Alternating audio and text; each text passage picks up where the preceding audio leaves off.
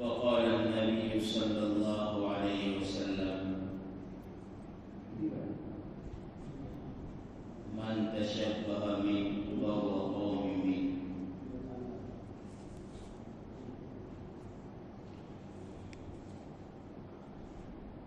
میرے محترم دوستوں، بزرگوں اور ساتھیوں، اسلام ایک ایسا ممتاز دین ہے، الگ دین ہے کہ اس کی مثال دنیا میں کوئی دوسرا دین والا قائم نہیں کر سکتا، اور اسلام نے اس کے ماننے والوں کو کبھی بھی کسی جگہ پر بھی کسی کا محتاج نہیں چھوڑا۔ اسلام ایک ایسا مذہب ہے، ایک ایسا دھرم ہے کہ اس کے ماننے والوں کے لیے دونوں جہاں کی کامیابی کا وعدہ فرمایا گیا ہے، اور اس کی تکمیل تمام نبیوں کے سردار تاجدار مدینہ فخر دو عالم حضرت محمد مصطفیٰ صلی اللہ علیہ وسلم نے کی ہے۔ میرے دوستو، آج کے پرفتن زمانے کے اندر اور آج کے غفلت والے دور کے اندر ہم سب کو اپنے آپ کی بھی، اپنی اولاد کی بھی، اپنے گھر والوں کو بھی اسلام کے طریقوں پر لانا ہے۔ اگر ہم نے ہماری ذات کی فکر کر لی اور ہمارے گھر والوں کی فکر نہیں کی تو کل قیامت کے دن ہماری گردنوں کو پکڑا جائے گا، ہم سے سوال کیا جائے گا کہ تم نے تو اپنے آپ کو دین پر چلایا، لیکن تمہارے ماتحت جو تھے، تمہارے ہاتھ کے نیچے جو تھے، جن کو تم چلا سکتے تھے اور سمجھا سکتے تھے، ان کو تم نے کیوں نہیں چلایا اور کیوں نہیں سمجھایا؟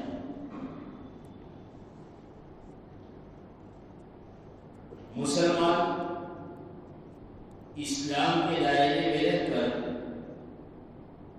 اس دن خوشی منا سکتا ہے جس دن اس کو خوشی منانے کا کہا ہے، اور اس دن غم منا سکتا ہے جس دن اس کو غم منانے کا کہا ہے، اور خوشی اور غم کے منانے کے اندر بھی ایک حد بتائی گئی ہے۔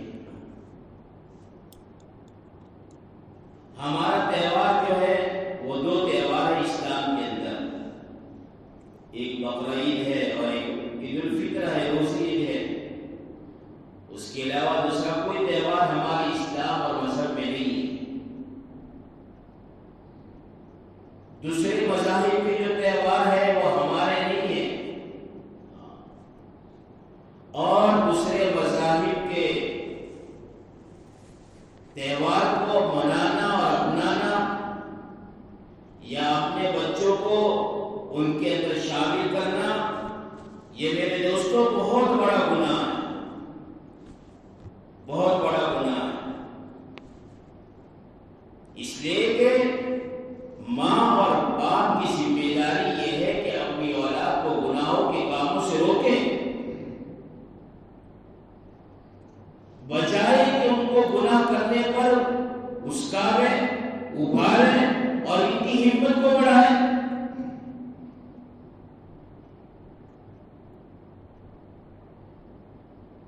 یہ دیوالی کا جو تہوار ہے وہ ہمارا تھوڑا ہے، وہ تو غیروں کا تہوار ہے، جو اسلام کو نہیں مانتے ہیں، جو مسلمان نہیں ہیں، جو اللہ کے نبی صلی اللہ علیہ وسلم کو نہیں مانتے ہیں، جو نبیوں کا انکار کرتے ہیں، جو اللہ کی ذات کا انکار کرتے ہیں، ان لوگوں کا تہوار ہے۔ اس کے اندر اگر کوئی شرکت کر رہا ہے یا شریک ہو رہا ہے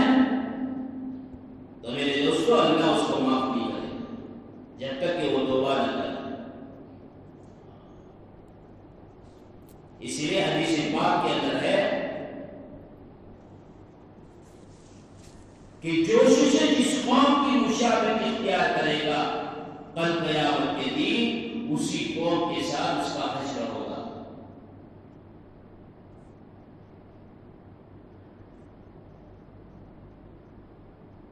من تشبہ بقوم فہو منہم۔ ایک چھوٹا سا جملہ ہے عربی کے اندر، لیکن اس کے اندر پوری زندگی کو سمجھایا گیا ہے کہ مسلمان کسی بھی طریقے میں، چہرے میں، کپڑوں میں، کھانے میں، پینے میں، رہنے میں، سہنے میں، مکان بنانے میں، کسی بھی جگہ پر اگر مسلمان نے کسی دوسری قوم کو اس کے طریقے کو پسند کر لیا اور اسلام کے طریقے کو ناپسند کیا تو یوں سمجھ لو چاہے یہ مسلمان کے محلے میں ہے، یہ مسلمان کے گروہ میں ہے، یہ مسلمان کے گھر میں پیدا ہوا ہے، لیکن حشر کے میدان کے اندر یہ مسلمانوں میں نہیں ہوگا، یہ اس قوم کے ساتھ ہوگا جس قوم کو اس نے پسند کیا۔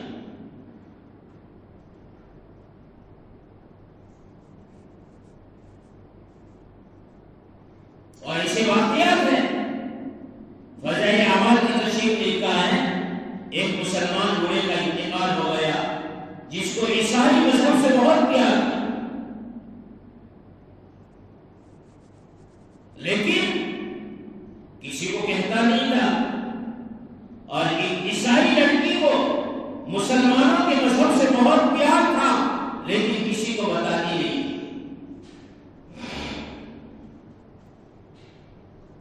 مسلمان بوڑھے کا بھی انتقال ہو گیا اور عیسائی لڑکی کا بھی انتقال ہو گیا۔ عیسائی لڑکی کو عیسائیوں کے قبرستان میں دفن کیا گیا اور مسلمان کو مسلمان کے قبرستان میں دفن کیا گیا۔ کچھ زمانے کے بعد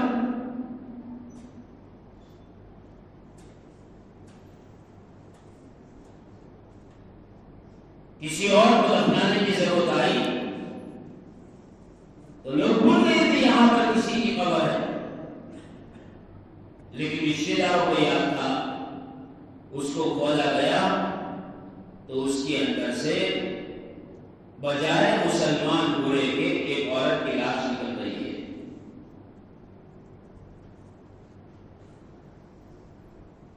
گھر والوں سے پوچھا گیا کیا وجہ ہے؟ تمہارے باپ کو، تمہارے دادا کو، تمہارے بھائی کو یہاں پر دفن کیا گیا تھا، ان کی قبر میں تو ان کی لاش نہیں ہے، ان کی لاش نہیں ہے، یہ تو عیسائی عورت کی ہے، لڑکی کی ہے۔ کہا کہ وہ عیسائی مذہب سے بہت پیار کرتے تھے، اللہ کو ناپسند ہے میرے دوست۔ ہمارا دین کا نام بھی اللہ نے رکھا اسلام، اور ہمارا بھی نام اللہ نے مومنین رکھا، مسلمین رکھا، یہ اللہ ہی نے رکھا ہے، اسی کو ماننا ہے، اسی پر چلنا۔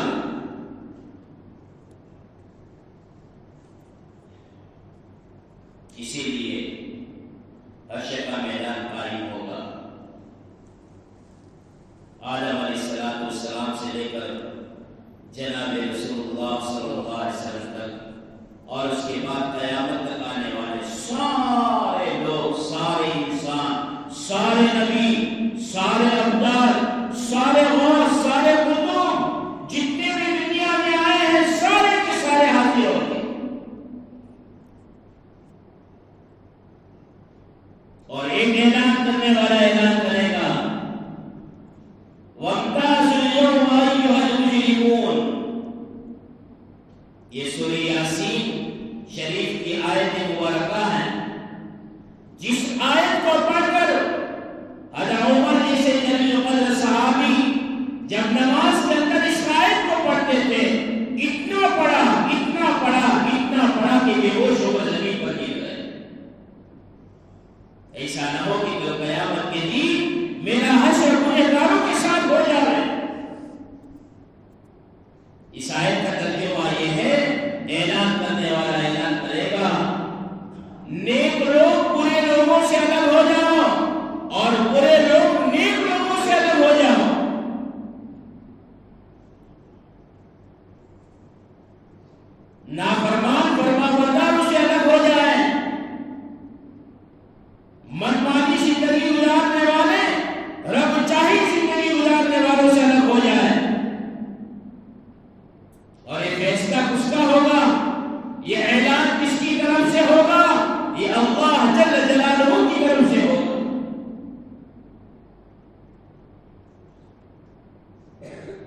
بیٹی اگر نیک ہے اور ماں اگر بری ہے تو ماں بیٹی کے پاس کھڑی ہے کے لائق نہیں ہوگی.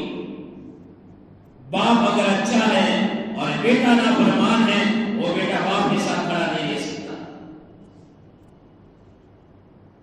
اب مسلمان ہے، اسلام ہمارا مذہب ہے، ہمارا نام مومنین ہے، مسلمین ہے، اس پر ہمیں فخر بھی ہے، لیکن اس کے مطابق ہمیں زندگی گزارنے کی فکر کرنی بھی ہے.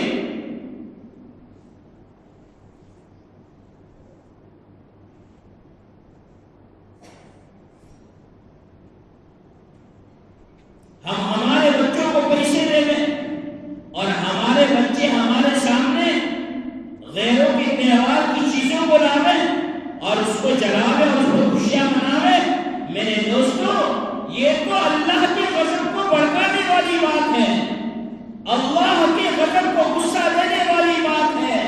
رب ذوالجلال میرے دوستو جب غضب میں آ جاتا ہے تو کسی کو نہیں چھوڑتا.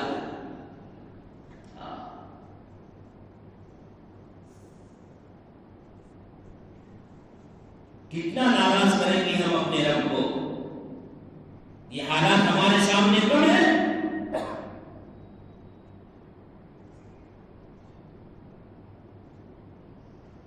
ہم ہمارے بچوں کو یہ نہیں سکھا سکتے بیٹی یہ پیسے تو نہیں دے رہا ہو لیکن خبردار ہے کوئی دوسری چیز لایا تو کھانے کی چیز لانا. آج کا زمانہ تو ایسا ہو گیا ہے، آج کا ماحول تو ایسا ہو گیا ہے، باپ اپنے ہاتھوں سے وہ چیزیں لا کر اپنے بچوں کو دیتا ہے. میں نے ابھی مستورات میں بات کی تھی تو لوگ کہتے ہیں، بہت سارے لوگ کہتے ہیں سوکروں موڑتا نہیں کیوں کرتا نہیں روبے سے تو بہت طرح سے. کوئی بچہ اگر اپنے ماں باپ سے کہے اور میرے ماں باپ میرے بستر پر میری کھاٹ پر آگ کا انگارہ رکھ دو اس کے بعد میں سوؤں گا، کوئی رکھے گا؟ یہ جہنم کا آگ کا انگارہ تو اپنے بچوں کے ہاتھوں میں دے رہا ہے، اپنے گھر والوں کے ہاتھوں میں دے رہا ہے.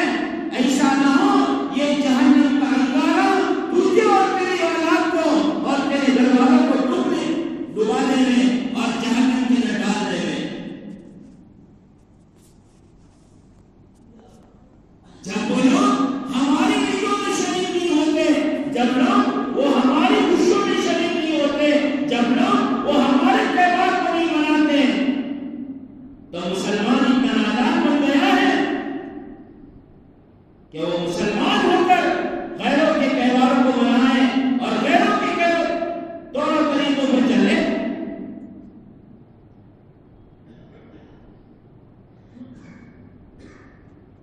ابھی تو ان کا تہوار بھی نہیں آیا اور مسلمانوں کے گھروں میں اور مسلمانوں کے بچوں کے ہاتھ میں ان کے تہواروں کی چیزیں آ گئی. کون لا رہا ہے؟ کون دے رہا ہے؟ ماں باپ ہی تو دے رہے ہیں. وہ ماں باپ ظالم ہے، جابر ہے، جو اپنی اولاد کی تربیت کر رہے ہیں. کل قیامت کی اولاد کی تربیت کے بارے میں پوچھا جائے گا. حدیث پاک کے اندر